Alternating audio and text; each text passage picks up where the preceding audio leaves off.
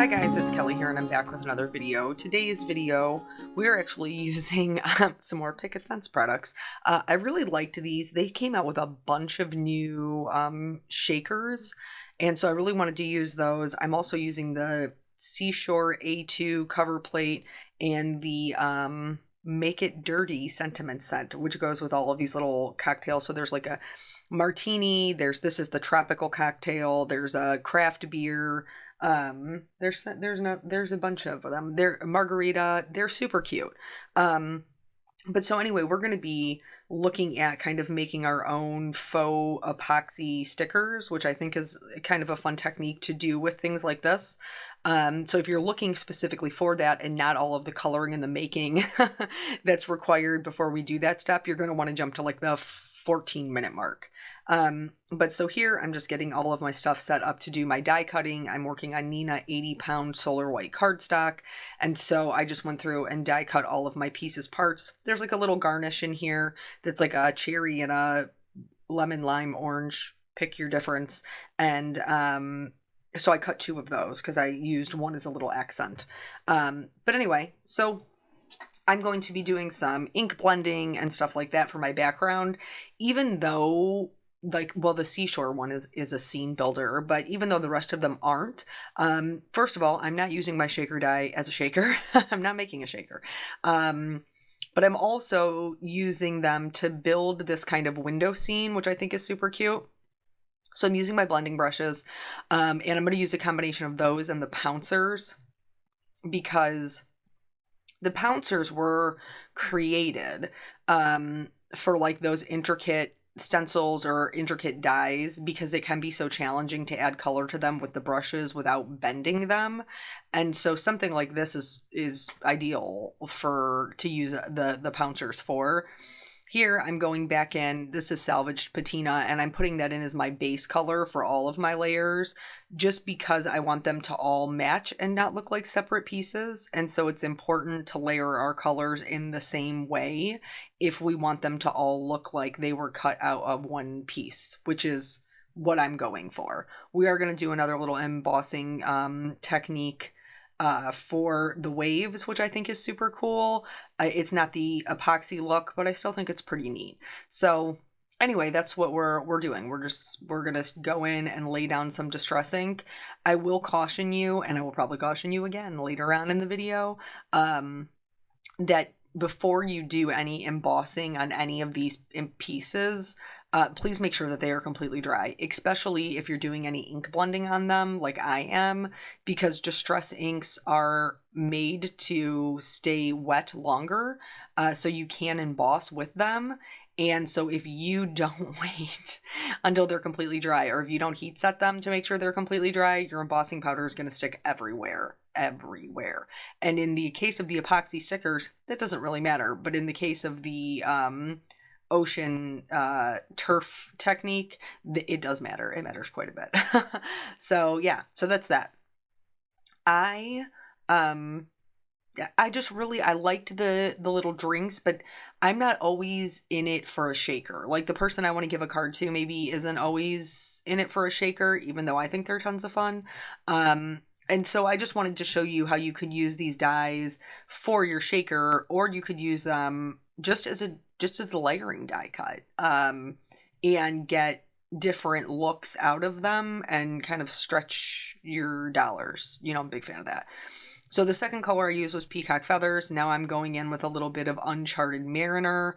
I love this color. Isn't she pretty? Isn't she just the prettiest girl? Oh, love her.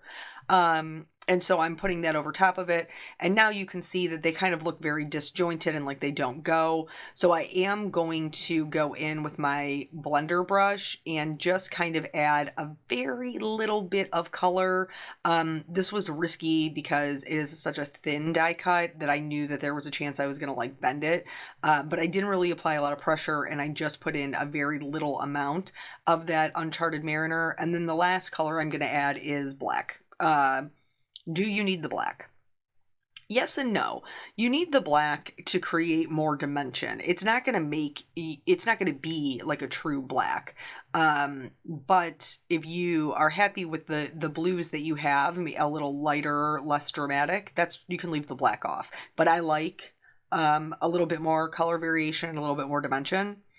So here, this is the opposite side. This is the shore side of the die cut. And so I'm going in and I am just taking, this is brushed corduroy, and I'm just pouncing my whole background because I am looking for the fastest way to cover all of this without bending any of my pieces parts. So I'm just using my, this is part of the neutrals. So I'm doing that. So now at this point, now I'm going to go in with my brushes and add a little bit of shading. Where the water would be coming in and the sand would be darker because it would be wet. And so I'm using Vintage Photo and what's the other one, guys? Ground Espresso? Walnut Stain? Ground Espresso, I'm pretty sure. It's Ground Espresso. And so I'll be adding those as well just to kind of put my scene together. And I have to tell you that even without the drink and all of that fun, shimmery, shiny stuff we're going to add, I super loved the way that the ocean came out, which is probably why I designed the card in the end the way I did. I didn't want to cover up too much of it, even though it's not supposed to be the focal point, but it's so pretty. So here I'm just kind of showing you how they all look together. This is them all stacked up to make our A2 size card. Picket Fence actually released a slimline version of this as well. So if you're a big fan of the slimline versus the A2, that's an option for you. So in the beginning, I cut out these pieces separately, not knowing how I was going to layer them. And then I had decided that I actually wanted to layer the frame over the drink portion, so that way I could tuck in my straw and my garnish behind the frame. So this is just me going back and cutting out those two pieces. So I cut out another full glass, and then I cut out the center of the first glass that I had cut.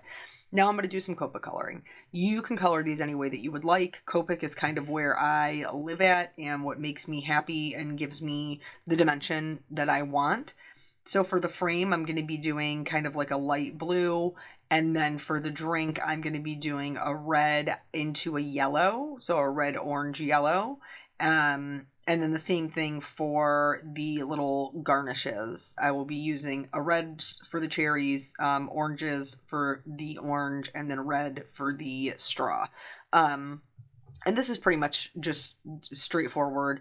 A little bit of shading on the outside, like the rounded edges, and then lighter towards the center. And I'll be doing the drink the same way.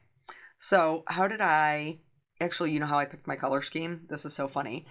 I don't really drink. Everybody's different. No judgment on my part. I just don't... My tummy doesn't like it. And I don't like the feeling of being drunk. Again, everybody's different. So when we go out, like, it was real easy for me to always be the designated driver because I would have maybe one drink, maybe, but it's just not really for me, and that's cool. So when I do go out, and get a drink, what I get is, it's like a tequila sunrise, but it's without the tequila because tequila is disgusting. I get just orange juice and grenadine, heavy on the grenadine. So it gives you kind of like this, like the same look. That's what I'm going for here, is like kind of the red on the bottom and the orangish yellow on top. It gives you the same look of a tequila sunrise, but there's no alcohol in it. And I will drink those all night long because grenadine is delicious. It's what if you're not familiar, it's what they use to make Shirley Temples, which are non-alcoholic as well. So yeah, if you have not tried that, do it. It's so yummy. I remember like different functions that we would be at. Not that we went out a lot while I was pregnant, but like if I would be out while I was pregnant and we were at a place or a wedding or whatever, I would get my drinks and people would give me like side eyes, and I would want to be like, there's nothing in it. It's orange juice and grenadine. Don't look at me like that. Don't it's okay. I'm not getting wasted. So yeah, but anyway, that is how I picked the colors for my little tropical cocktail. Plus, you guys know how I feel about the color wheel. And so we did some really nice blue greens in the background. And the opposite of blue green on the color wheel is, what is it? Green is pink. It's like an orangish yellow, yellow orange, is the opposite. And so they work really well together. They're nice friends. So here what I'm doing is I'm just going in with some browns and coloring in my little garnish toothpick. And do you need this many colors? Absolutely not. Can I stop myself? Absolutely not. Same thing for the stem. I colored the stem with 3 colors. For why? I don't know. Because that's what I do. So for the little cherries, I'm using the same reds that I used in the drink. And I just gave myself a nice little red outline. I added a little bit more red on the left-hand side than the right. I'm going to blend that in with my next red color. And then I'm going to bring in an R32 as my highlight color. And I'm just going to fill in the rest of it with that to give myself a nice little bright cherry. And then here's I told you the 3 greens. Just pick one green. Don't be like me. I don't know what's wrong with me. And so I am adding the shading more towards the base. You could also do the stem in brown. I just thought the green would be a nice little something extra. For the orange, I apologize for getting off camera here. I didn't realize I was, but here in a second I will realize that I am, and I'll scoot it up. But so I just picked the same oranges that are in the drink. Again, I made the rind the darker portion and then moved up to a yellowish orange and then to a yellow at the top of it. I'm going to be honest with you. The parts that go in the center of this, I did not think I needed to save, so I pitched them. In hindsight, do I wish I had them? Yes, I do. Enough so that I cut another one? No. No, I didn't. I could have just glued it to another piece and trimmed it back out. But I didn't do that either. And honestly, I don't even know if it's really noticeable in the finished card, but I just wanted to dress it in case anybody's like, Kelly, where's the center of your oranges? They're gone. They're in the trash. That's where they are. They went bye-bye. So here I'm just getting a kind of an idea of the layout. I am going to add in some white highlights onto my fruit, and then I'm going to draw like a fun little stripey onto my straw. Before you move on to the embossing portion, you do want to make sure that your white gel pen is completely dry. Everything dry before we do the embossing. All the dry things. And then here, just because I'm going to be layering 2 pieces on top of each other and I didn't want any of the white to show through, I just filled in the outside edge with the darkest blue color, which was a B02. And then my drink felt a little meh. It just felt a little plain. And so even though I knew I was going to add some, like zhuzh it up a little bit, I decided that before I did my zhuzhing, I would go in and do just a little bit of stippling just to make the background look a little bit more interesting. So I just did a bunch of dots, series of dots. I slightly extended the colors out into the next color. But I didn't spend a whole lot of time on it because I knew, like, with the epoxy kind of technique, from one angle, you won't even be able to see it because all you'll see is that beautiful shine. So I didn't stress too much about it. So now here we are to the technique portion. These are, Picket Fence just came out with the white pouncers. Several people had asked for them. You could use them, honestly, for whatever colors you want, and I probably will. But what I'm going to use them for today, and what I was most excited to get them for, was for embossing ink. And that is how we are going to make our own faux epoxy stickers, is we are going to use our little pouncers to pick up some clear embossing ink. I'm using Honeybees in this video, but you could use Versamark. You could use just any clear embossing ink. Hero Arts has a good one as well. And so I'm just going to cover the entire thing. I'm just going to pounce it on. And it took no time at all. I also decided I'm doing both of these in clear. And in the second one, when I do the frame portion, I did do it in a 2-step process instead of trying to like find one small area in which I could hang on to this thing. But as you can see, they are completely covered. I had no coverage issues. The embossing ink and the pouncer applied super fast, really easy. And then I am going to pick these up with my tweezers. I already have my heat gun heating up off camera. And so I am just going to bring it to my die cut, and right away you'll be able to see that powder start melting. It gives it this really beautiful shine, just like a sticker.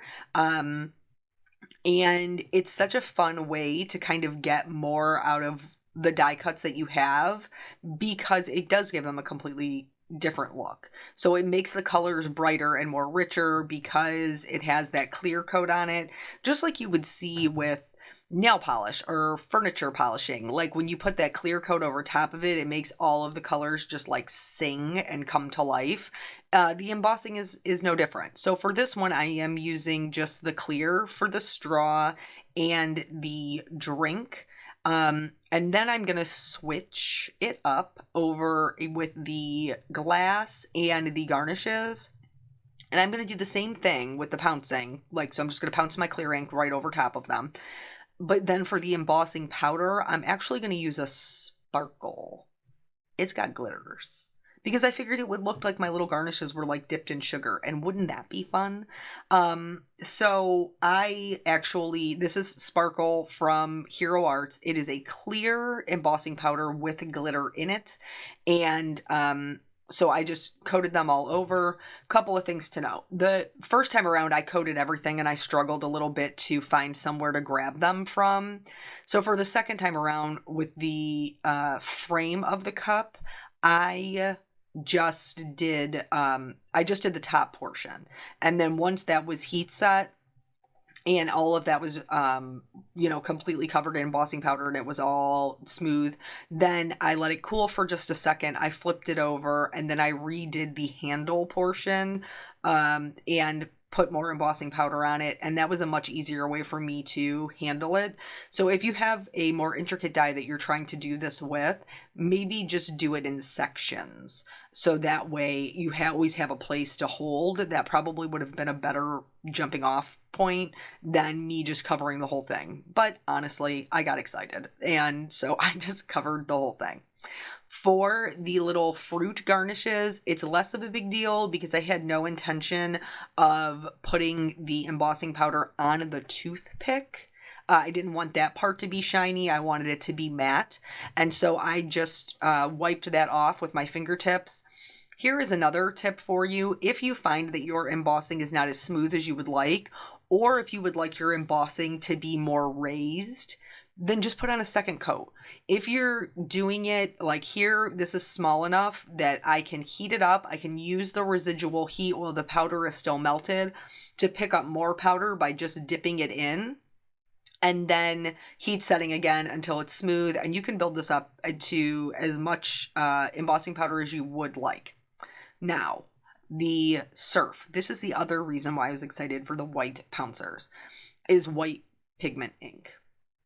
White pigment ink has so many uses. I have another video. I'll link to it at the end. But one of the fantastic things with the pouncers is, first of all, white pigment ink through stencils is amazing. But what I'm using it for here is to add a little bit of white to the edges of my waters. And this is going to create my Surf along with this white puff embossing powder. So when I first put it on, it's going to look a mess. Don't even worry about it. We're all a mess when we first start. It's totally fine. Don't you judge this water.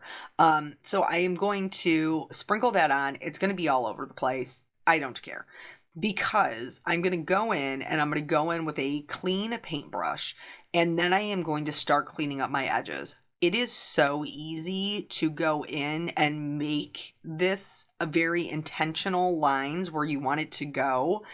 So here, because this is a very thin piece, I'm not worried about there being a ton of surf on here. I just wanted there to be obviously more towards the bottom as it's hitting the sand. But for this little thin, teeny, tiny piece, I'm not overly worried about how much is there. For the portion down here, you can see I'm starting to move it in what would be kind of like a wave pattern that would mimic the movement of the water. Now, I'm going to be honest with you, by the time I put my cocktail on and everything else, you can see very limited amounts of this, but I still think it is very, very cool.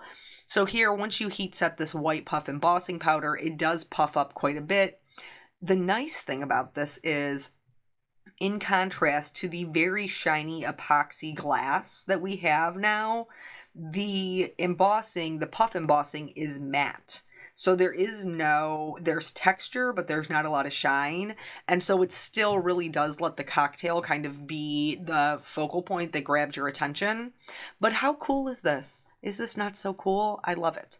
And so I am just going to go through and I'm going to do each layer. For this one, instead of pouncing it directly onto it because it is such a thin piece, I'm actually going to pounce the side. So I'm just going to press my die cut into that soft, like pouncy sponge material just to get enough on there to have something to stick to.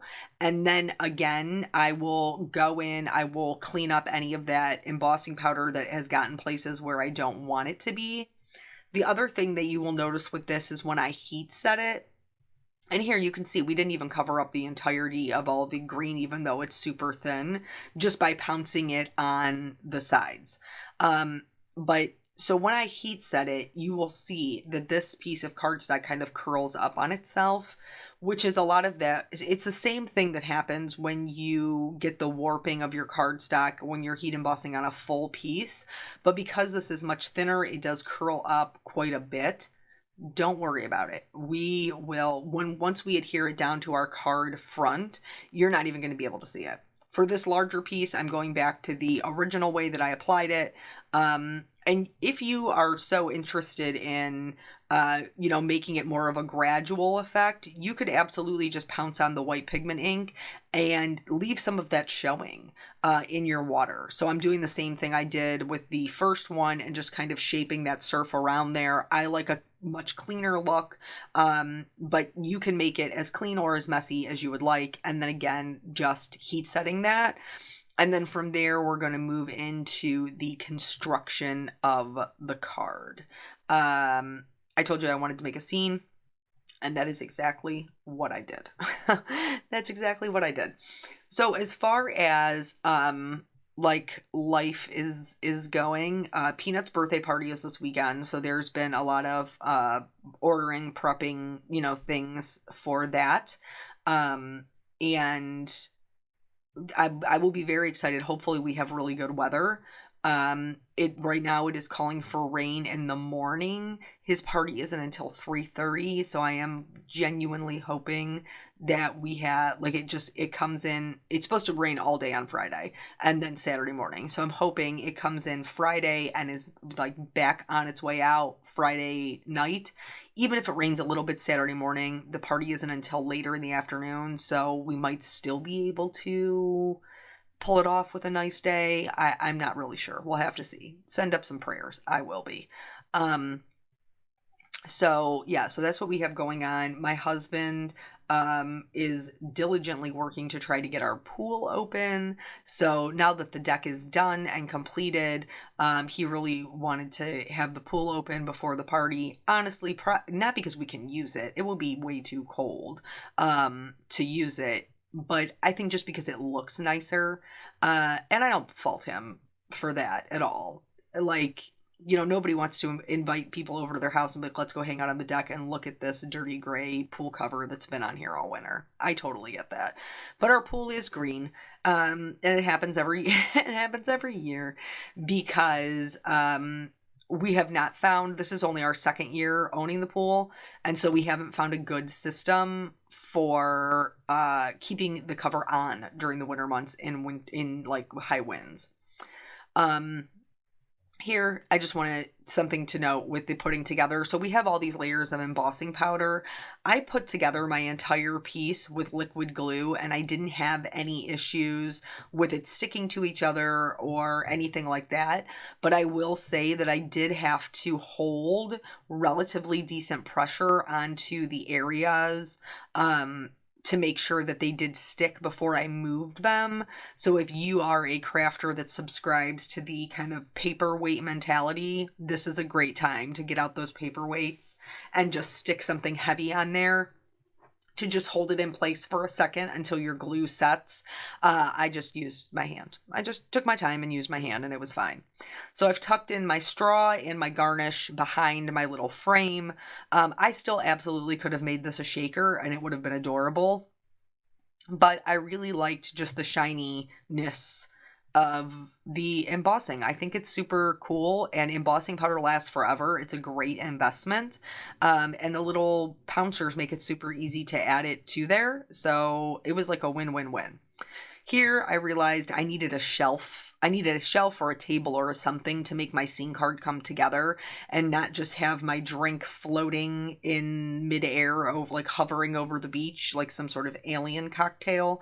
And so I pulled out this is the Slimline tree bark stencil. I've used this in another video as well.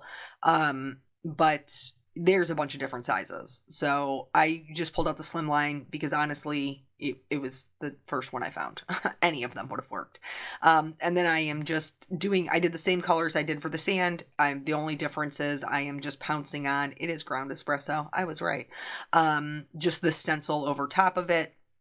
And then I'm going to trim that down. The sentiments for these are super fun. Okay, they're not going to be fun for everybody because not everybody has the same sense of humor, but I think they're a real good time.